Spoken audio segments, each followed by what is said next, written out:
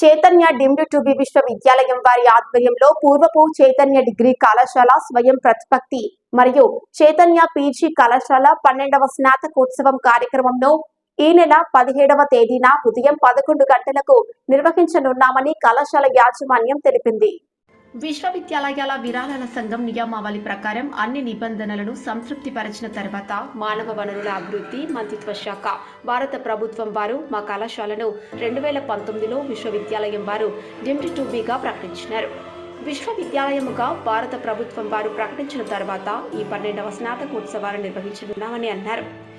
ఇది తమ పూర్వ డిగ్రీ కళాశాలకు మరియు విశ్వవిద్యాలయ పీజీ కోర్సులకు సంబంధించిన మొదటి స్నాతకోత్సవంగా నిర్వహించనున్నామని అన్నారు.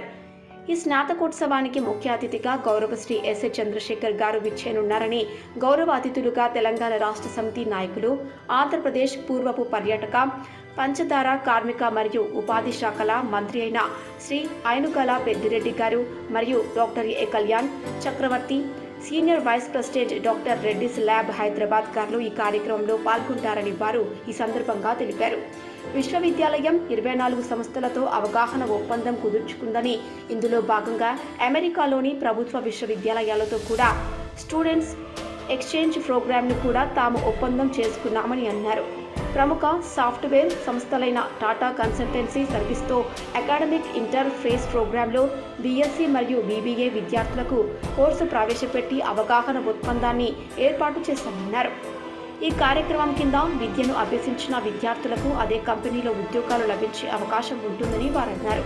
ప్రముఖ సాఫ్ట్వేర్ కంపెనీ అయిన ఐబీఎంతో జాయింట్ డిగ్రీ ప్రోగ్రాం కింద అన్ని కోర్సులకు విద్యను అందించే అవగాహన ఒప్పందాన్ని చేశామని, అదేవిధంగా ఐఐటిసి, హిందుస్థాన్ టెక్టిక్, సిఎస్ఏ, తెల్ఫా డయాగ్నోస్టిక్, వీకేర్ బయోలాబ్స్, డివిట్ మెడికల్ బిల్డింగ్ కంపెనీ, అమెరికా, అంజర్ health and medical care private limited వంటి సంస్థలతో తమ విశ్వవిద్యాలయం ఒప్పందాన్ని కుదుర్చుకుందని తెలిపారు.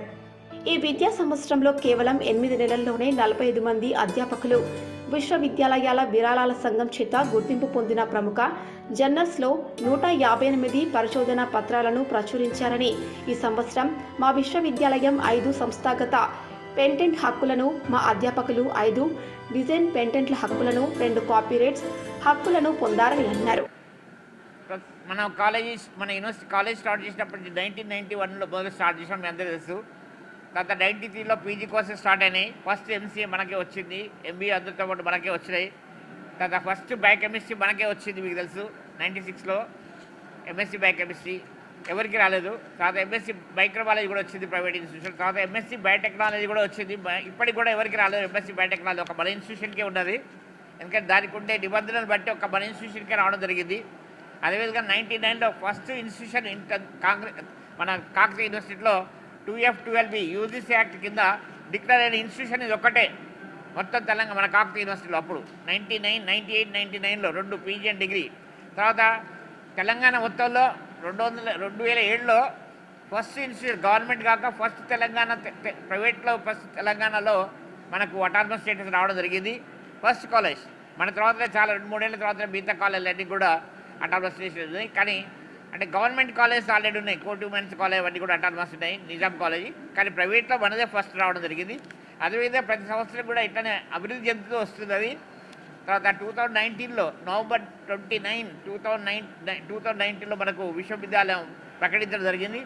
అప్పటి నుంచి ఇప్పటి వరకు మీకు అందరికీ తెలిసిందే, మనకు మన స్టాఫ్ అందరినీ కూడా డాక్టర్స్ అంటే పిహెచ్డి హోల్డర్స్ డిక్లేర్ చేయడం జరిగింది. తర్వాత ఈ కన్వకేషన్కి మీకు అందరూ తెలుసు, మనకు చంద్రశేఖర్ గారు, డాక్టర్ చంద్రశేఖర్ గారు సెక్రటరీ, ఫార్మర్ సెక్రటరీ ఇండియన్, తర్వాత director of science and technology Delhi, ఆయన ఫార్మర్ సెక్రటరీగా ఉండి ఆయనను మనం విజిట్ చేయడం జరిగింది. మన కాన్వకేషన్ రావడానికి ఒప్పుకున్నారు.